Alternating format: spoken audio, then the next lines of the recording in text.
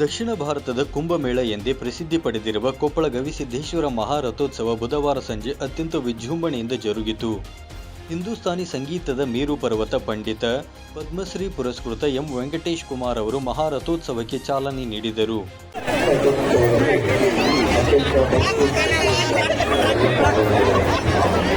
ಇನ್ನು ಜಾತ್ರಾ ಮಹೋತ್ಸವದಲ್ಲಿ 8 ಲಕ್ಷಕ್ಕೂ ಅಧಿಕ ಭಕ್ತರು ಪಾಲ್ಗೊಂಡು ರಥೋತ್ಸವವನ್ನು ಕಣ್ತುಂಬಿಕೊಂಡು ಪಾವನರಾದರು. ಅಲ್ಲದೆ ಜಾತ್ರೆಯಲ್ಲಿ ಉತ್ತತ್ತಿ ಎಸೆದು ಧನ್ಯತೆ ವ್ಯಕ್ತಪಡಿಸಿದ ಭಕ್ತರು ತಮ್ಮ ಇಷ್ಟಾರ್ಥ ಸಿದ್ಧಿಗಾಗಿ ಭಕ್ತಿಯಿಂದ ಬೇಡಿಕೊಂಡರು.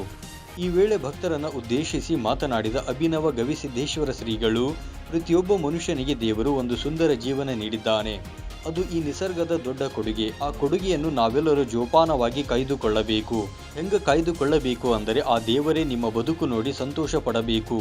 ಹಂಗ ಪ್ರತಿಯೊಬ್ಬರು ಬದುಕಬೇಕು ಎಂದರು.